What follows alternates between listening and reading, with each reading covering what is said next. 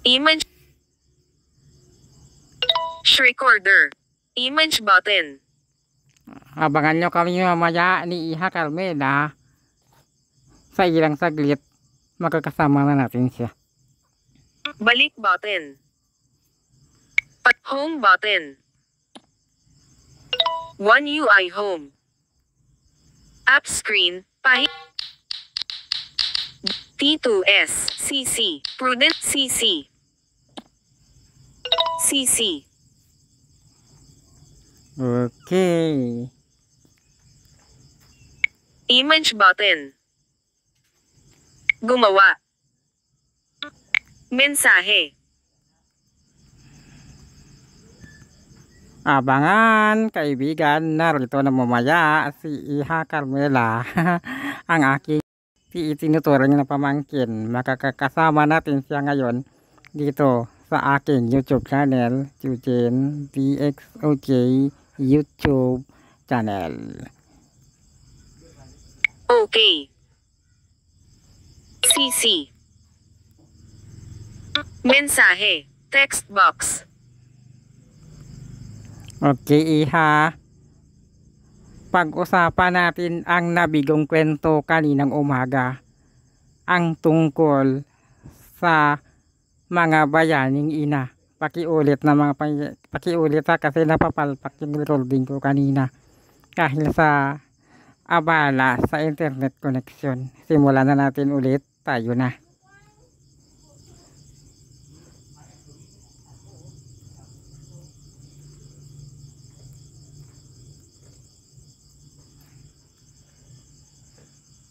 Image. Mensahe. Text box. Sige.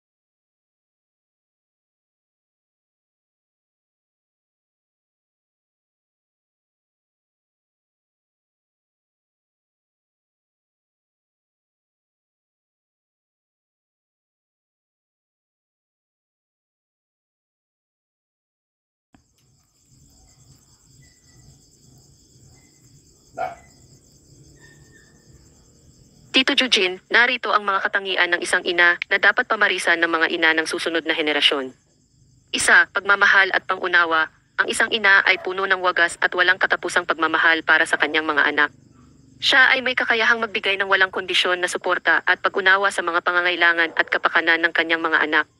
Dalawa, pagiging mapagkalinga. Ang isang ina ay nag-aalaga at nagpapahalaga sa kalusugan, pisikal at emosyonal ng kanyang mga anak. Ito ay nagpapakita ng pagiging maasahan at pagsasakripisyo para sa kanilang kapakanan. Tatlo, pagiging inspirasyon. Isang ina ang tagapagturo ng mga mahalagang kaalaman at kaugalian na maaaring maging gabay at inspirasyon para sa mga anak. Siya ay nagbubukas ng mga pintuan ng posibilidad at nagbibigay inspirasyon upang abutin ang mga pangarap. Apat, malasakit at empathy.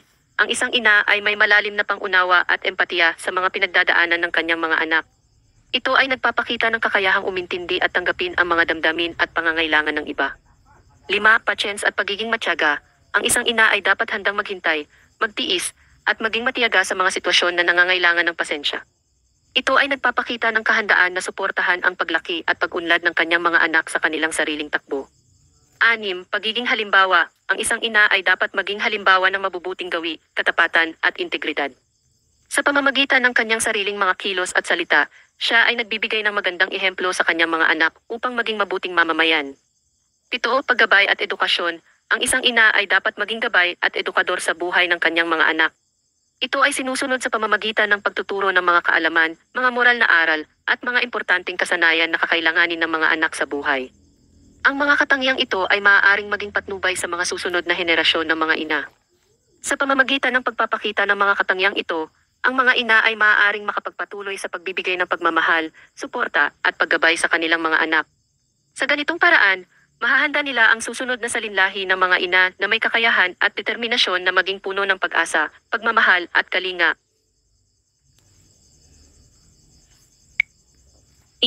Mensahe. Text box.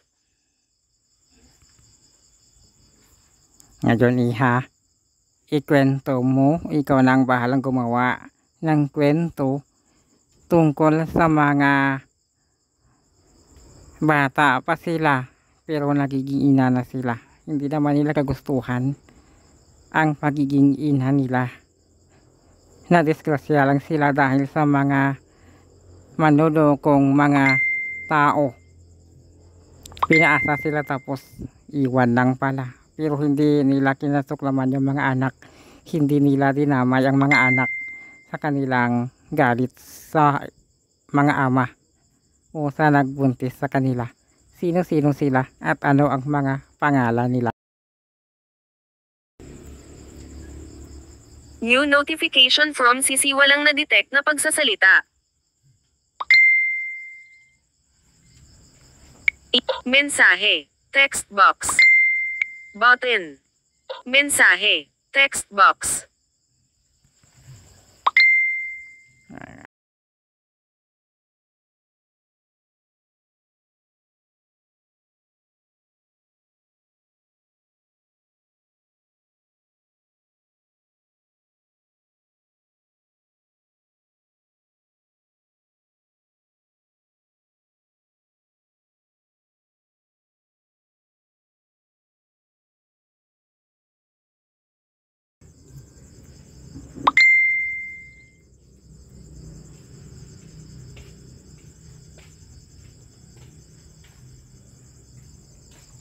Pasensya na po, pero hindi po ako magkakaroon ng kakayahan na gumawa ng kwento tungkol sa mga partikular na individual o mga pangalan ng mga tao.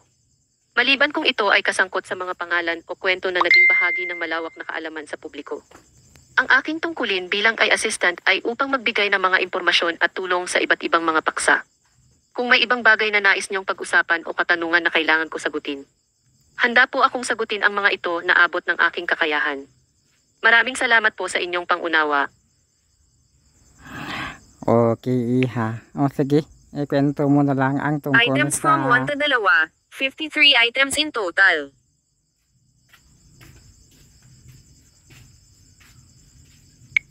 Image. Mensahe. Text box. Kung ganon,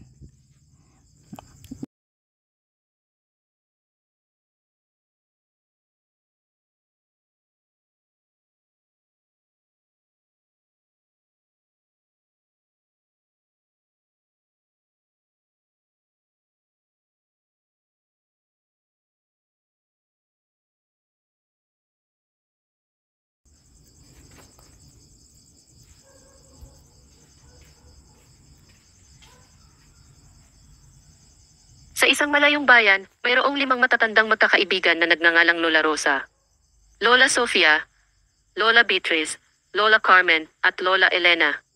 Sila'y mga matapang, mabait at matapat na mga kababaihan na nagtataglay ng mga katangiang hinahangaan ng lahat. Si Lola Rosa, na siyang pinakamatanda sa kanila, ay isang mapagmahal na lola sa kanyang mga apo. Tuwing linggo, siya ang nagluluto ng kanilang mga paborito at nagbibigay ng mga payo at kwento mula sa kanyang mga karanasan. Sa bawat hapunan, damang-dama ng buong pamilya ang pagmamahal at pag-aaruga ni Lola Rosa. Si Lola Sofia naman ay isang matalinong lola na marunong sa mga teknolohiya ngayon. Siya ang madalas na kinokonsulta ng mga apo at pamangkin sa mga computer at gadgets. Ipinapakita niya ang kahalagahan ng kaalaman at kahusayan sa pag-aaral sa pamamagitan ng pagsuporta at pagtulong sa mga estudyante sa kanilang mga gawain o proyekto. Si Lola Beatrice ay kilala bilang may malasakit sa kanyang kapwa. Sa tuwing may mga pangangailangan ang komunidad, siya ang nagsisilbing tagapagtaguyod ng mga proyektong pangkabutihan. Nag-aalay siya ng isang kamay na puno ng pag-asa at suporta sa mga nangangailangan, patunay sa kanyang mga apo na ang pagtulong ay isang malaking halaga. Si Lola Carmen ay isang palaisipan at mapagpasiyahan na lola. Kanyang ipinapakita na walang pagsubok ang hindi kaya ng tao malagpasan kung may determinasyon at tiyaga. Naging inspirasyon si Lola Carmen sa kanyang mga kamag-anak upang hindi sumuko at patuloy na magsumikap sa mga pangarap at layunin sa buhay. Si Lola Elena ay isang artistang lola na kilalang kilala sa bayan dahil sa kanyang talento sa pagpinta. Ipinakikita niya sa mga apo ang kahalagahan ng pagpapahalaga sa sining at kultura. Kasama niya ang kanyang mga apo sa pagpapaint at pagpapalaganap ng kanilang mga obra upang pagbigyan ang mga katangi-tanging talento nila. Ang mga 5 batikang lola na ito ay patuloy na ang buhay ay patuloy na may saysay at kabuluhan sa anumang edad. Mula sa kanilang mga kwento, mga payo, mga pagsasama, at mga ginawa, ang kanilang mga pangalan ay nagpatibay sa buong komunidad bilang mga mabuting, mapagmahal, matalino, maalaga at mapagkalingang mga lola. Ang kanilang mga pangalan at legasya ay nagsisilbing inspirasyon sa mga susunod na salinlahi ng mga lola at lolo na patuloy na magbibigay ng pagmamahal, gabay, at inspirasyon sa kanilang mga apo at pamilya. Ipinapamalas nila ang halaga ng mga sangbuksod na pagsusumikap at minamahal nila ang bawat sandali na kasama nila ang kanilang mga apo.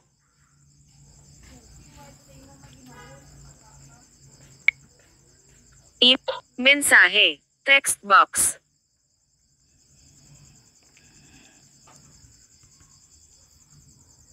Magpapaalam na tayo, iha. Ano ang mensahe mo para sa lahat ng mga ina?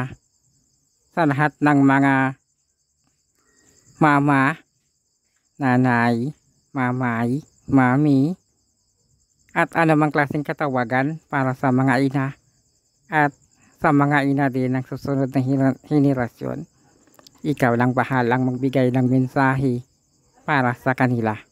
Bago tayo magpaalam dito sa aking YouTube channel.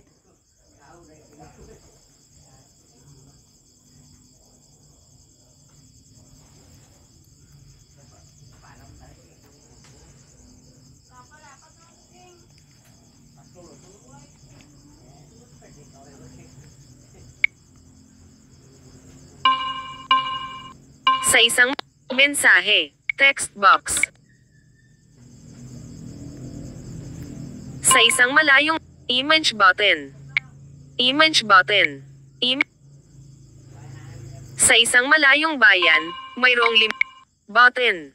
Button. Button. Mensahe. Text box.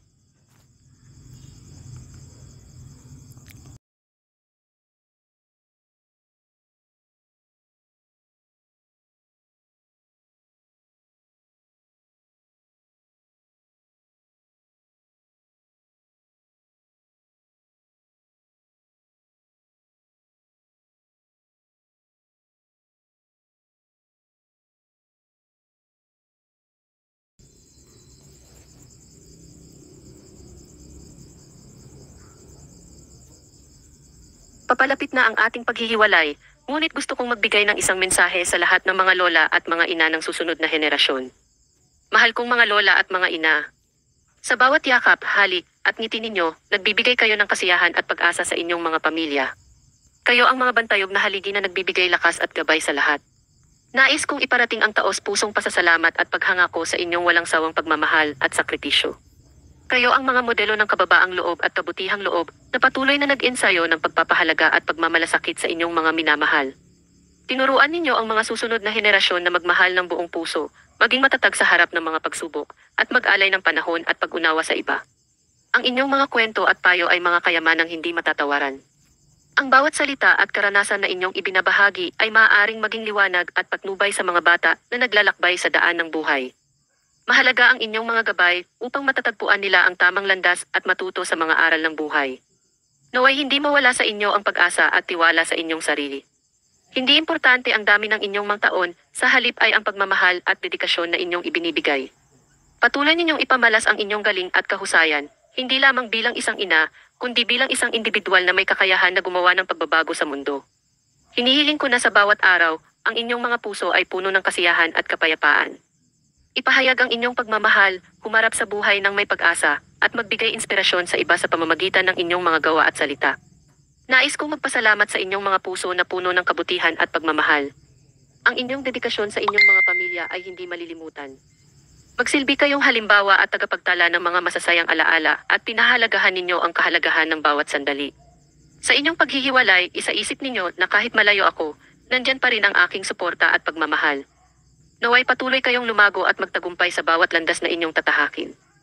Hiling ko ang mga pinakamahusay na biyaya para sa inyong mga puso at kaluluwa. Muli, salamat sa inyong walang sawang pagsasakripisyo at malasakit. Magpatuloy kayong magningning bilang mga lola at mga ina, at pakatatandaan ninyo na kayo ay malaki ang impluensya sa mundo. Maganda ang inyong paglalakbay, mahal ko kayong lahat. Hanggang sa ating pagkikita muli, nanaway patuloy kayong gabayan at mahalin ng Diyos. Lubos na gumagalang. Carmela. Paki-like, share, and subscribe sa aking YouTube channel para maging updated kayo sa sunod pa nating mga upload. Balik button. Home button. One UI Home. One UI Home. One UI Home. Notification shade. Dito, iClear. Mga setting ng notification.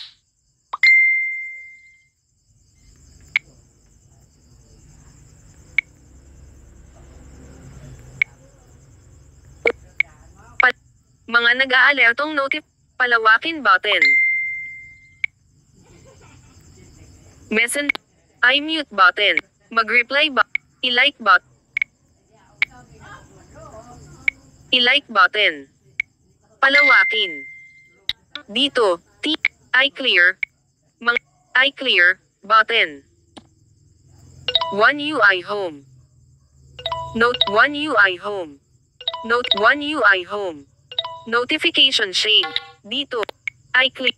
Mga setting, palawakin Android system, mga tahimik, tools. Stop. Bye-bye na sa inyo.